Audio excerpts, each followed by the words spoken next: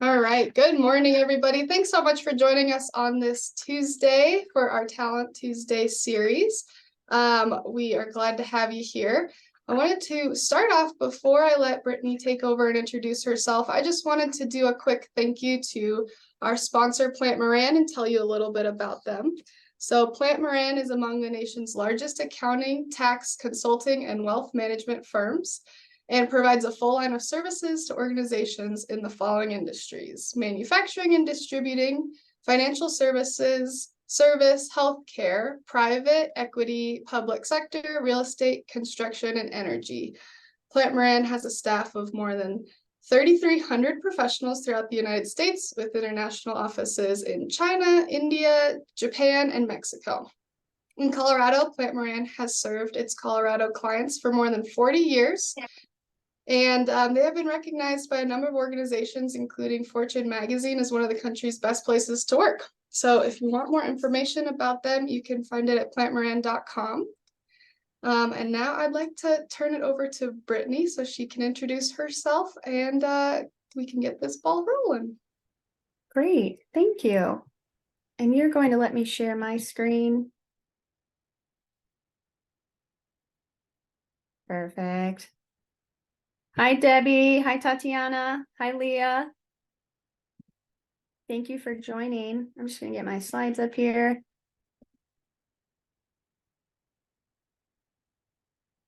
Hang on, give me a second.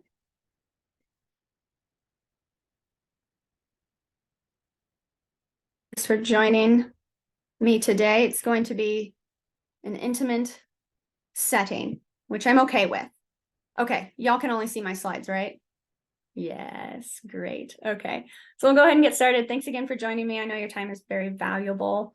Don't forget this is going to be recorded, so if your colleagues, friends want to review it, encourage them to do so.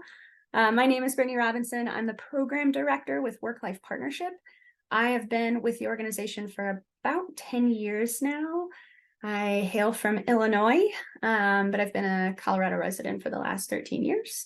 I went to CSU many years ago. Right now I live in Windsor with my spouse, my 2-year-old son, Oakley, and I have an 8-year-old crabby red heeler. So today I'm here to discuss tangible ways to address the housing crisis, no matter the size of your budget. This is not an exhaustive list, but many of the strategies I have seen firsthand implemented and be very successful with many of the employers across our work-life network, which I'll give a little background into what work-life is. But before we dive into that, I just want to say to the folks who are here, please, at any point, just go ahead and jump off mute since we're such a small group. If you've got questions, I will make time for questions at the end, but yeah, we're a small group. So if we want to chat more here while it's going on, we can do that too. So a bit about Work-Life Partnership. We were founded in 2009. We are a nonprofit dedicated to economic equity, thriving workplaces across the country. We do this by deploying our Resource Navigator benefit that provides employees with customized support, usually in the form of resources, community, government, national resources, referrals. And that support comes when folks need it most. I've seen a very wide spectrum of needs from, I'm doing okay, but I'm just curious about going back to school, to my life is crumbling around me. I need help in so many ways. In addition to the community resource referrals that we provide, we also do financial coaching. We have a small dollar loan program. We have matched savings programs, and then access to affordable mental health. All of this helps with supporting businesses, helps minimize work disruptions, improving workers' financial stability, attracting top talent, and keeping that talent. So we'll go on. So the housing crisis, that's why you're all here. Let's face it, supply and demand is out of whack. Wages haven't kept up with rising costs. Housing regulations are creating barriers in our community. We have a problem, and I'm not here today to convince you of that. I'm guessing that the three of you are here because you already agree with that. I've provided a couple of memes for you that capture the situation. The first is a home buyer situation where Otto Mann from The Simpsons, our local school bus driver, is in a living room with Marge and Homer Simpson. Otto is telling the two of them, he's saying, "Oh, wow, windows. I don't think I could afford this place." The other image is of your typical childhood play school playhouse as a housing ad, a rental ad, stating that rent is only $1,500 per month for this cozy 1-bedroom plastic home. And you only simply need to make 5 times the rent. Up front, you'll need first, third, and last month's rent. No pets and no parking. It's a little bit of an exaggeration, but not quite as much as I'm sure we would all like. As for Fort Collins specifically, those of you who are following closely, you know there's quite the debate going on right now on what is the solution for our housing crisis. No doubt it is complicated. I'm also not here to convince you that one solution is better than another, but I do believe that business leaders should be paying attention and educating yourselves on what is best for your people, your business, and your community, and to take action, no matter what the size of your budget is. Okay, so a few benefits to implementing employee housing assistance programs. Business location. Obviously, we all want to be in this beautiful community. It's expensive to be here, and it's even more expensive for our employees to be here. So business location, the point is like housing costs affect where employers can locate their companies and find the right workforce. Worker productivity, access to affordable and stable housing helps workers to be more productive. Maybe not needing to work that second job or having a place to shower and get ready can be the difference in an employee's attendance. And it can also lessen commute times. Workforce diversity, access, available, affordable housing allows or helps support a more diverse workforce. And just business as a force for good. I mean, owning a home is a pathway to wealth creation. And that wealth creation is often just out of reach for folks. It's like where affording the monthly payment for a home, that's not the issue. It's the down payment, it's the closing costs, it's the lack of knowledge of the home buying process, it's poor credit that could be repaired. That's why you should care.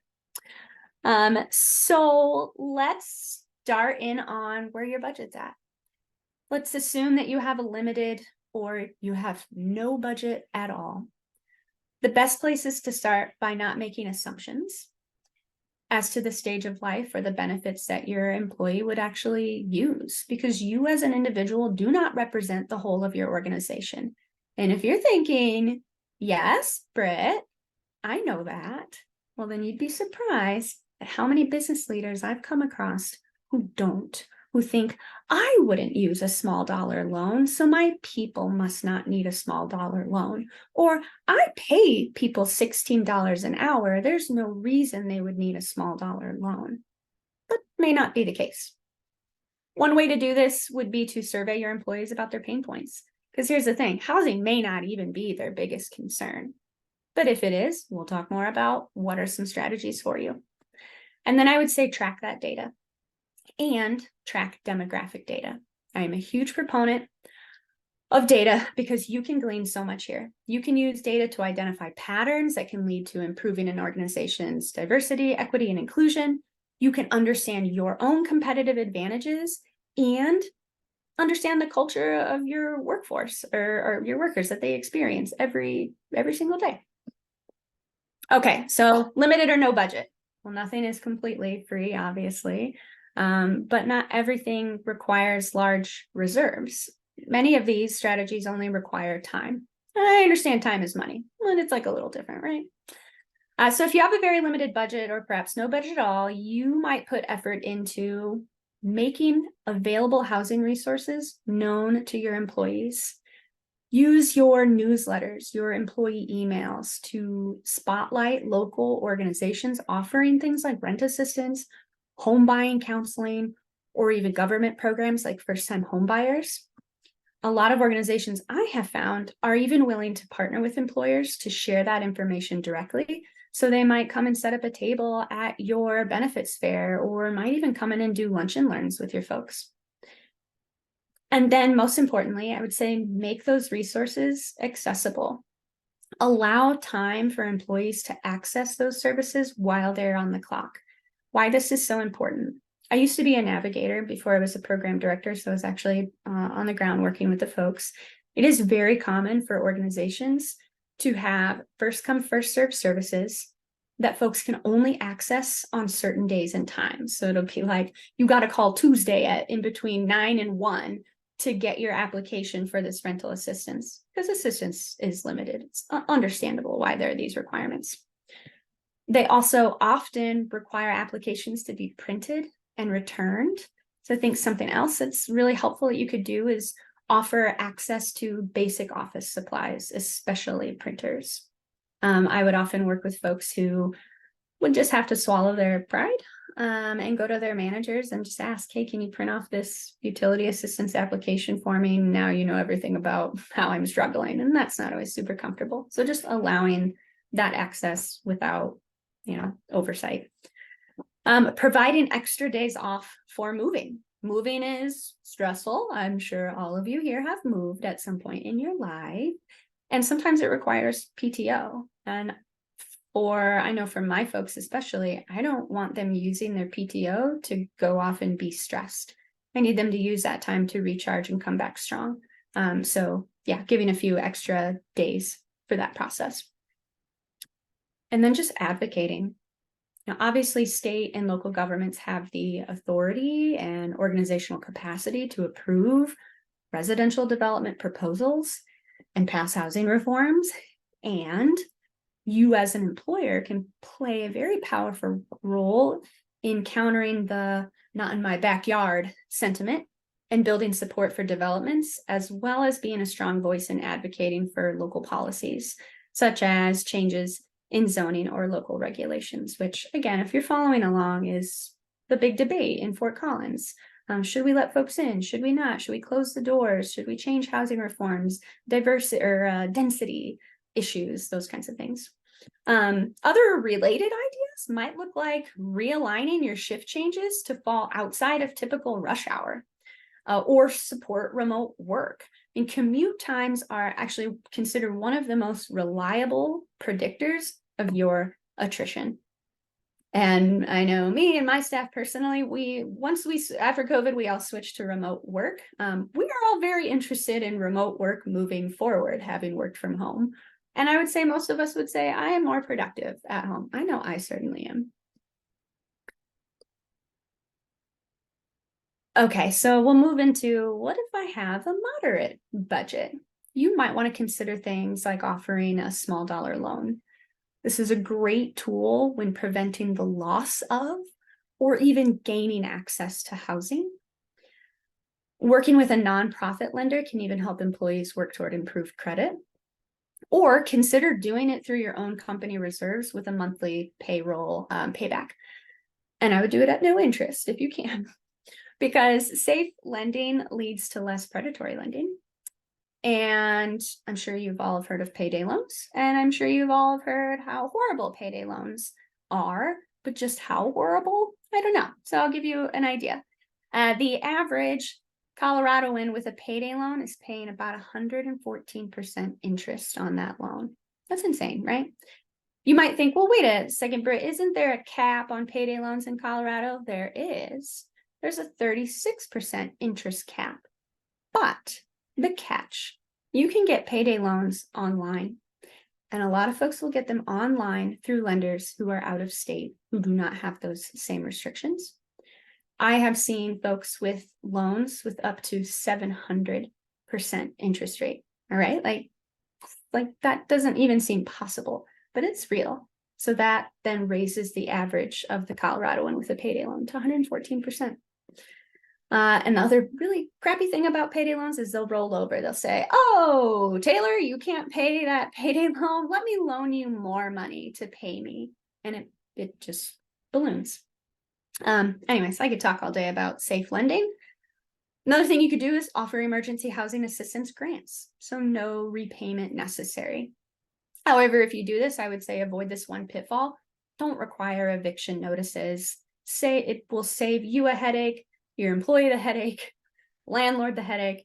And often, in my experience, once folks are at the place of eviction, it's hard to recover that, even if you are able to pay the rent. Sometimes landlords just don't want you there anymore, and they're going to make it difficult for you, or the process is just too far gone. If you are interested in creating some kind of internal lending or grant program, I'd be happy to consult with you on what the application process should look like for those. Who is eligible? How should we do it? How do we decide who gets it, etc. We've done this for a few employers now, and it's been really great. I'd say another strategy is partner with an organization like the local housing authority, or even Neighbor to Neighbor is a really good one. And don't worry, I might drop some names today, but not only am I going to share my slides, but I'm going to share a resource list with you with who would I talk to if I wanted to do this thing, or how might I get advice? How might I find these organizations? I'll provide that to you. So specifically, I would say an organization that provides either home buying courses to help prepare employees, or credit counseling to help prepare buyers to qualify.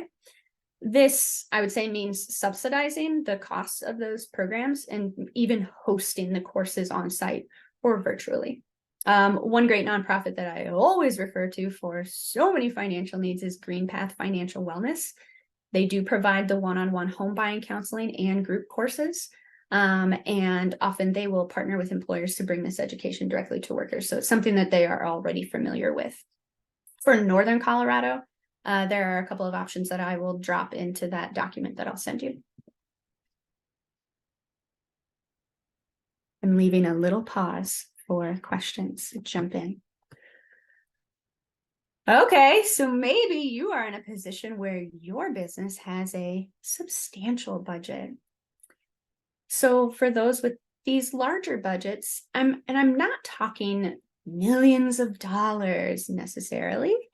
It all depends on your workforce and what their needs are. One idea would be to leverage master leases.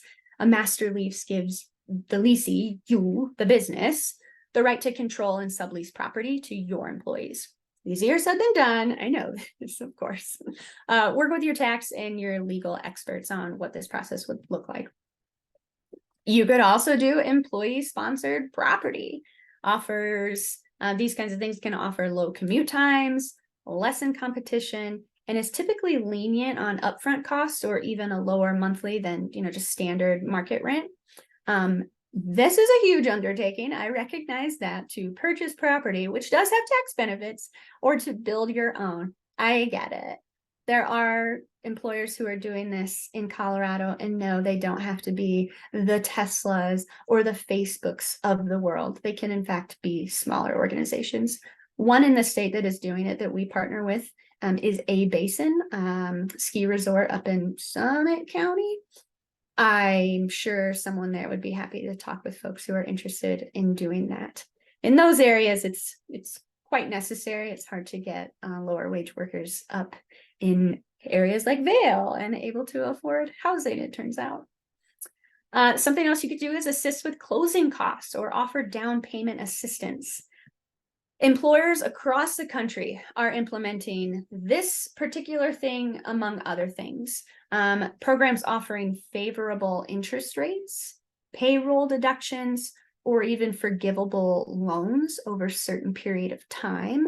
I've seen that period of time typically be around 5 years. You stay in that home for 5 years, you don't have to repay the down payment, the closing costs, or maybe even both.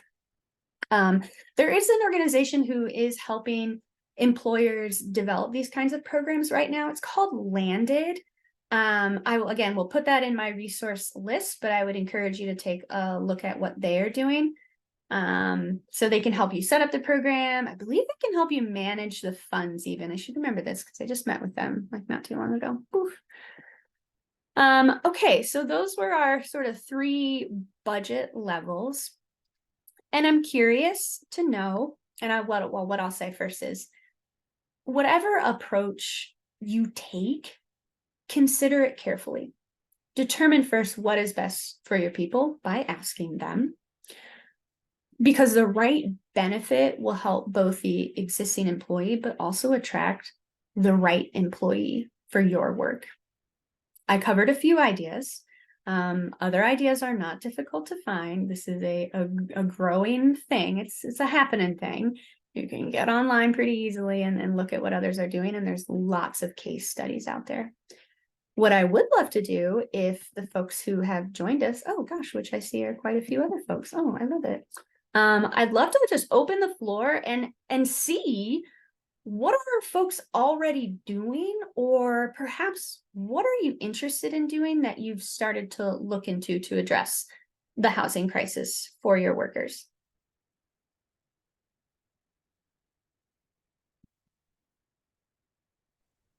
I would just like to share that our company, I did actually just get some budgeting approved to start a home purchasing program. So we're starting to build that out in our HR department as a benefit.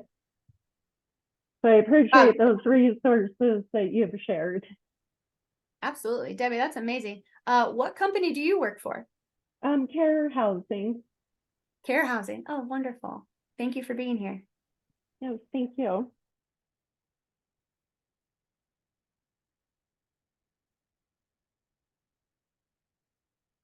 Others, are there strategies that you're interested in that I've talked about here already, or even others that you've heard of?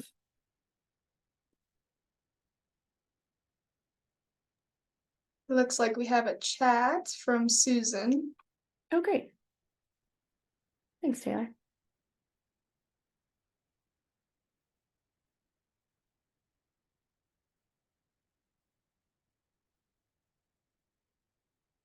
So Susan, yep, just here listening to ideas. Totally get it. Leah, same. Heard, understood.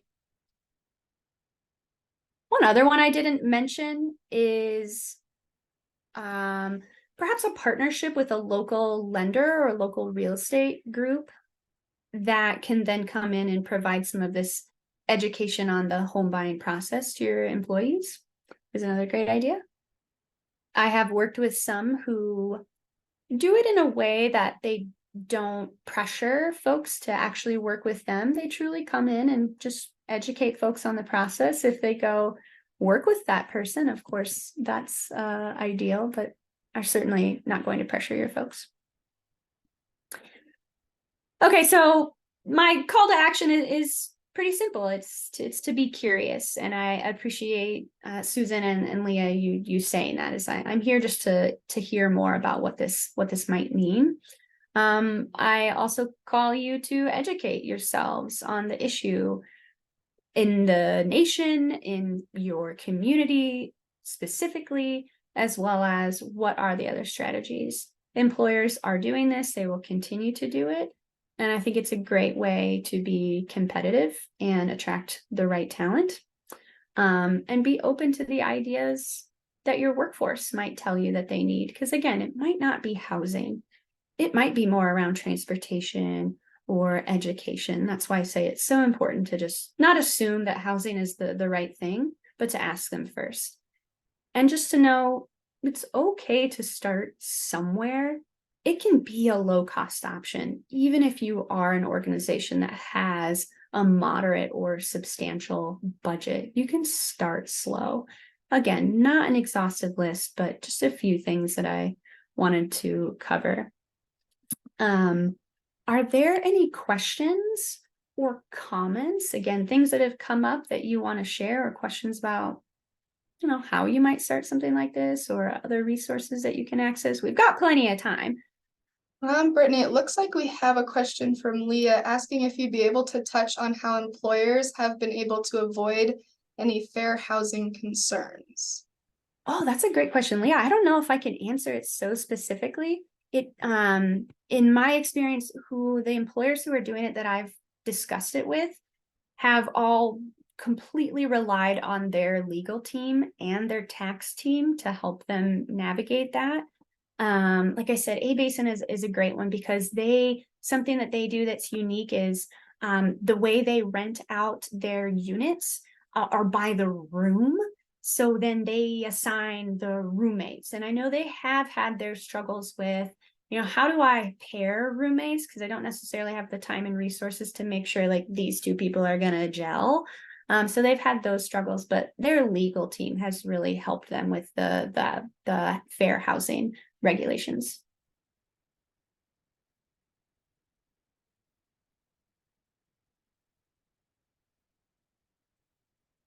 Yeah, you're welcome, Leah. I don't know if that was a really great answer. I wish I could give you more legal advice on that.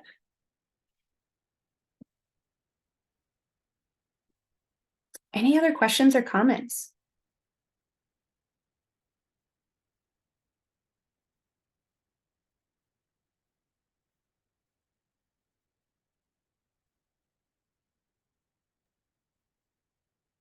No? Well, thank you so much for your time today. I will send these slides as well as that handout with resources, as well as organizations that you might be able to access, especially for those low budget options that you just want to make known to your employees. Thank you for your time. I wish you well in the journey to supporting your employees better, whatever that looks like. If you are curious to hear more about job quality practices, and I would consider home buying support a great job quality practice. This past September, my CPO did a presentation on job quality with the chamber that you can actually access that discussion online as well. And if you are interested in learning more about job quality assessments and services, that is something that WorkLife does. We do have access to a grant right now that I think could apply to specific businesses in Colorado to do that assessment for free. So if that sparks an interest, please come and chat with us, and we'll see if that's an option for you. And again, like happy to consult with you on what an application process for a housing situation might look like. And we can just do that as professionals together, no charge on that or anything. And Britt, it looks like there was one more comment from Debbie. She said, this is a great opportunity. HB 23 and then 1189 employer assistant for home purchase tax credit. Not sure if that was a question or kind of just a good comment there, but I thought I would just bring that up as well before we cut things off. No, I believe that is accurate. And I know that there are other tax credits, and that's why I would say definitely get your tax professionals involved. And I'll say one other thing too about the piece where, you're either doing the master leases or purchasing or building your own properties. I believe there are unintended consequences to that. So to that specifically, I would say look for a professional to help you build out what that's going to look like. That can have some negative effects on the surrounding housing market, and again, may not even be the best fit for you. Obviously, it is the most expensive, but yeah, many tax benefits that you can take advantage of for doing something like that. Thanks for sharing that, Debbie. I'm sorry, and then the employee assistance for home purchasing, specifically tax credit. Yes, that is accurate. Great. Well, if there's no other last minute little questions, we can go ahead and wrap it up. As Brittany mentioned, we will be sending everyone the slides here, her kind of list of all the resources mentioned, and then also this recording is going to be posted to the Chamber's YouTube page as well, so you can go back and reference it there. Thank you so much for joining us, and we hope that we can see you next week at the next Talent Tuesday. Thanks for the Thanks, info. Taylor. Of course. Thank you, everybody. Short and sweet. Enjoy the rest of your day.